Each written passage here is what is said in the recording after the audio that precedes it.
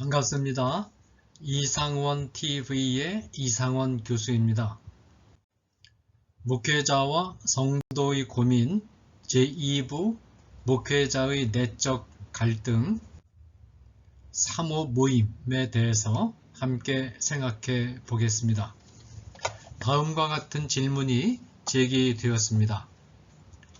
A 교회를 3년째 섬기고 있는 부목사입니다.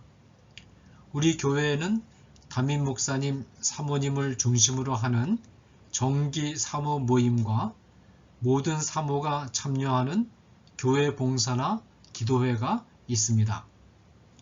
교회 안에 마음을 터놓고 대화할 상대가 없는 아내에게 좋은 모임이 될 것 같아서 처음에는 적극적으로 참여를 권했습니다.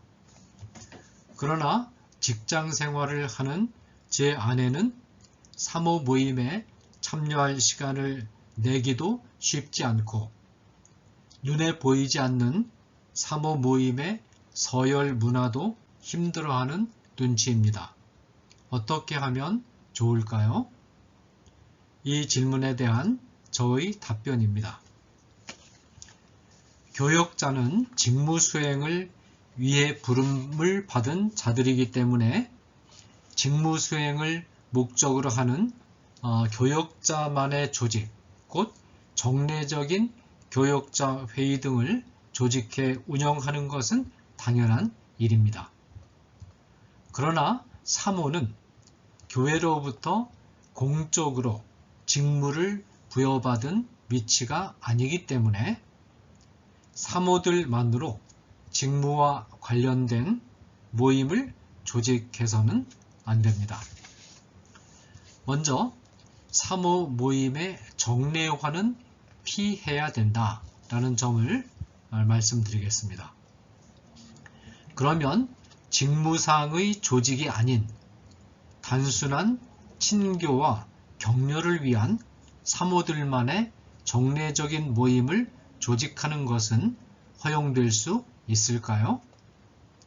이때는 사모의 남편 교역자가 노회 소속으로서 직무 수행을 위해 보냄을 받은 자이고 사모도 남편의 직무 수행 결과에 따른 진퇴에 절대적으로 함께 해야 한다는 사실이 고려되어야 합니다. 이러한 사실을 고려할 때 사모들이 진퇴 문제나 공적인 직무 수행의 부담으로부터 자유로운 평신도들의 교제와 같은 모임을 구성하는 것은 가능하지도 않고 바람직하지도 않습니다. 야구선수의 아내가 남편이 참여하는 경기의 승패에 절대적으로 영향을 받아야 하는 것처럼 사모는 남편 교역자의 직무수행 성패 여부에 직접적이고 절대적인 영향을 받지 않을 수 없으며 매우 민감하게 반응하게 됩니다. 또한 교역자들의 위계가 현실적으로 상존하는 한국교회의 현실이 상황을 더 어렵게 합니다. 현재 한국교회에서는 담임 목사만이 교회 헌법상으로 모든 권리와 지위를 보장받고 부교역자는 교회 헌법상의 권리와 지위를 거의 보장받지 못하는 실정입니다. 부교역자는 임시직으로 그 임기는 담임 목사의 의중에 따라서 결정되며 재정적 복지에서도 담임 목사와 현격한 차이가 납니다. 남편 교역자에게 위계질서와 복지적 상황의 현격한 차이로 인한 어려움이 있는 상황에서 사모들이 모임을 결성하여 친교와 위로의 시간을 갖는다는 것은 현실적으로 쉽지 않습니다. 따라서 사모들만의 정례화된 친교 모임은 사모의 부담을 가중시킬 수 있습니다. 물론 담임 목사의 사모가 정말 따뜻한 마음으로 부교역자들을 돌보는 경우가 있기는 하겠지만 이 같은 위로가 문제를 근본적으로 해결할 수는 없습니다. 따라서 사모들의 모임을 정례화하는 것은 바람직하지 않습니다. 필요할 때 우발적으로 그리고 자연스럽게 모여서 교제하고 위로하는 정도로 제한하는 것이 바람직합니다. 사모 모임은 사모들에게 지나친 부담을 주어서도 안 되고 그렇다고 해서 지나친 기대를 주어서도 안 됩니다. 따라서 사모 모임은 비공식적이고 비정기적인 느슨한 모임 정도로 두고 사모들이 교회와 자신의 상황에 따라 탄력 있게 자신의 위치를 정할 수 있도록 허용하는 것이 바람직합니다. 자, 그 다음에 위계적인 모임이 되지 않도록 해야 된다라는 점에 대해서 말씀드리겠습니다. 비공식적인 사모 모임이 위계 질서를 강요하거나 선임 교역자의 사모가 후임 교역자의 사모에게 은연중에 지시나 명령에 따를 것을 요구하거나 남편 목회자의 위치를 빌미삼아 어떤 훈계를 하는 모임이 되지 않도록 유의해야 합니다. 한국교회 현실에서 직무상 선임 교역자와 후임 교역자 사이에 어느 정도의 질서와 위계가 존재할 수 있습니다. 사모들은 남편 교역자의 직무에 직접적이고 결정적인 영향을 받기 때문에 남편 교역자의 직무와 분리해서 동료 사모들을 대우하기가 쉽지 않습니다. 그러나 이와 같은 직무상의 질서와 위계가 사모들의 모임에까지 영향을 주어서는 안 됩니다. 교역자 사모 모임이 계급관계가 철저한 군대 장교 부인의 모임이나 회사 직원 부인의 모임, 재산과 지위를 철저하게 따지는 상류계층의 모임과 같은 모임으로 전락하지 않도록 매우 유의해야 합니다. 사모 모임이 질서와 위계 모임이 되지 않도록 유의해야 하는 이유 두 가지를 짚어보겠습니다.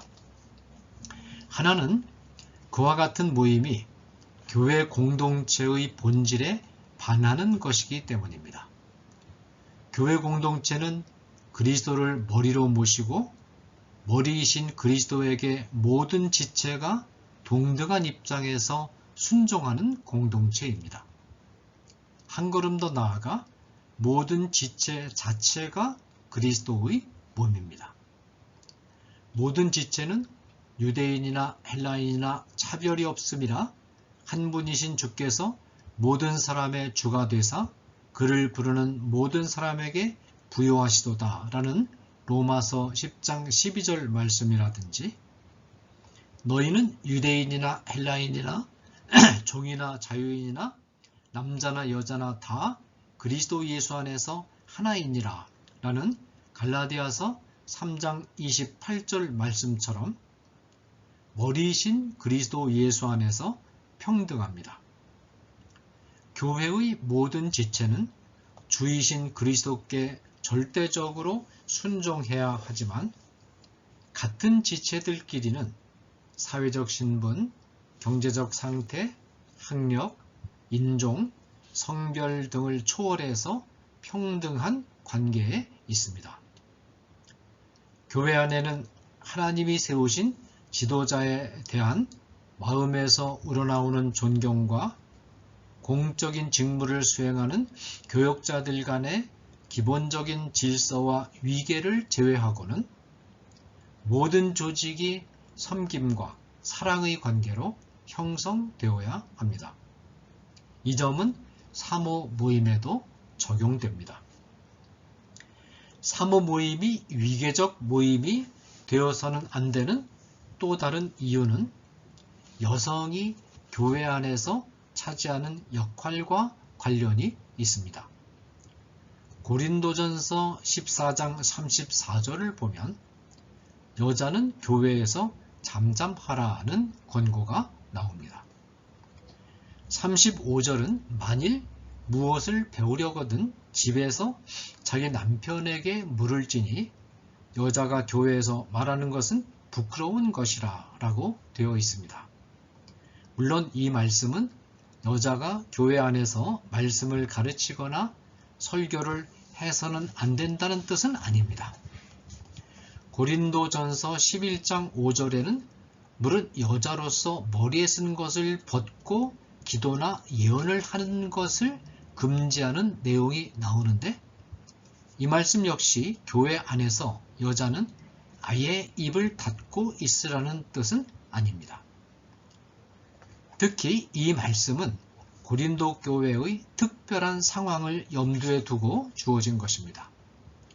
영국의 신약학자인 앤토니 티슬턴에 따르면 이 본문의 의미는 남자 지도자가 설교했을 때 설교 내용에 대하여 의문을 가진 여자 성도가 공예배에서 설교 내용에 대해 의문을 제기하는 것을 자제하라는 것입니다. 설교는 질문하고 대답하는 시간이 아니라 설교자가 말씀을 선포하면 성도는 그 말씀을 듣고 순종하기로 결단하는 시간입니다.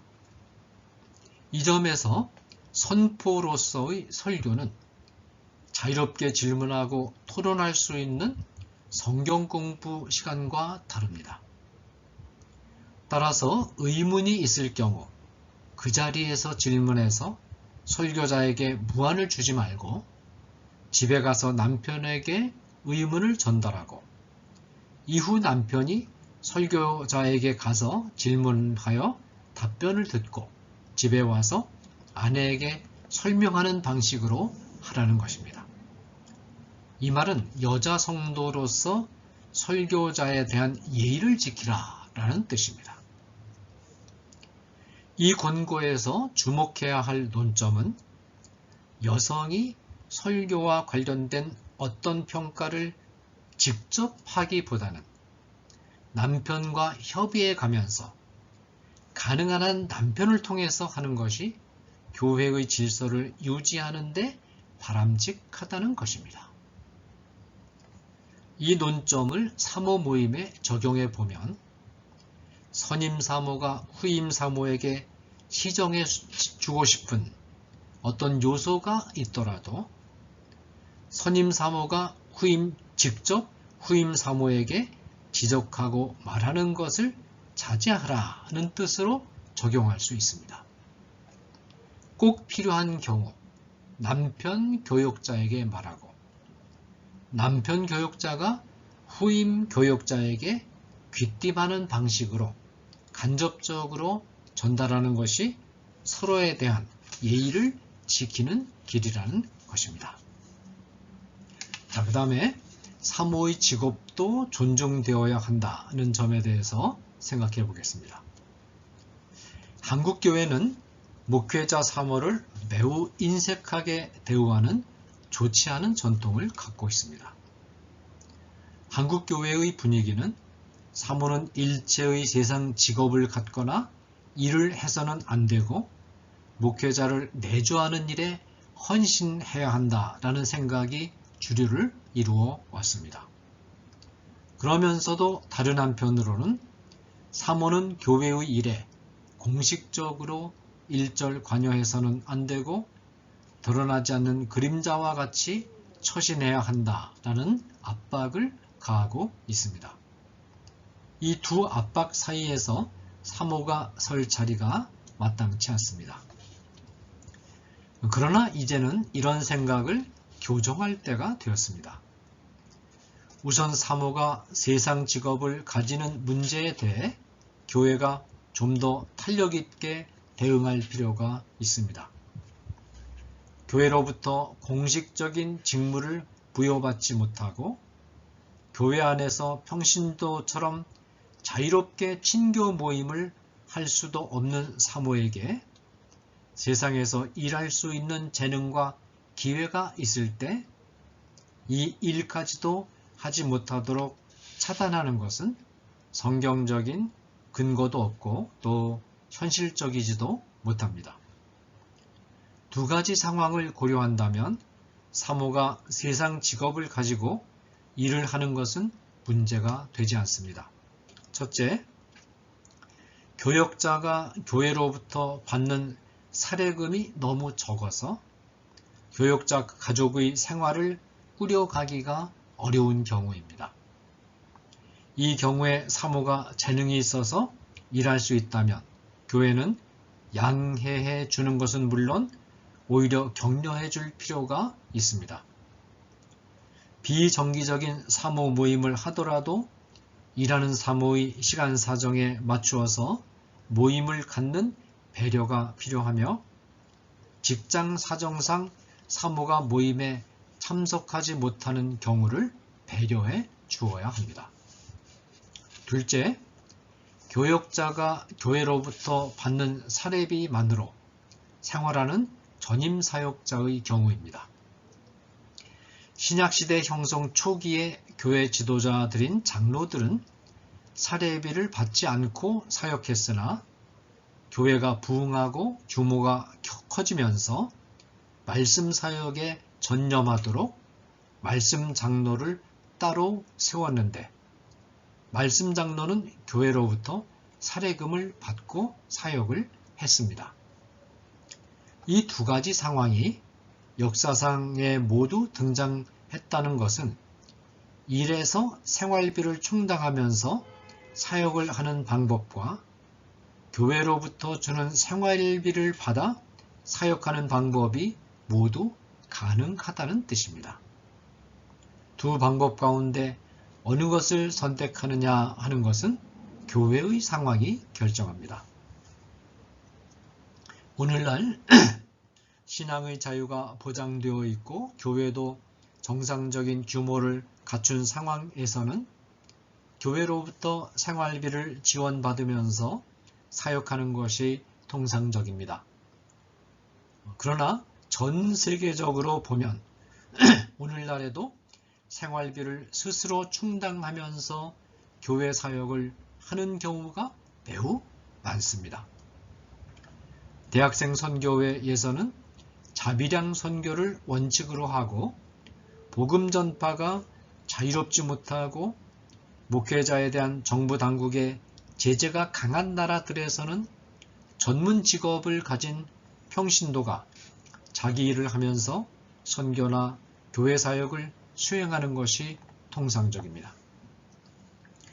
오늘날 한국 교회의 현실도 일하면서 교회 사역을 수행하는 것을 통상적인 사역의 한 방법으로 고려해야 할 때라고 판단이 됩니다. 특히 한국 교회의 재정 현실을 들여다보면 문제는 매우 심각합니다.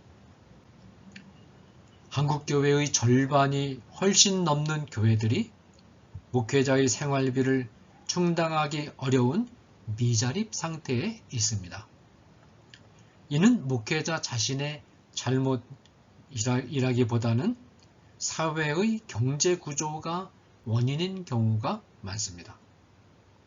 사실상 사회의 가장 빈곤한 계층에 속해 있는 미자립 교회의 담임 목회자나 부교역자가 사력을 다해 교회를 섬겨도 가족들의 생활비가 충당되지 않는 절박한 상황이기에 사모가 세상 직업을 가지고 일을 하는 것이 불가피할 때가 있습니다.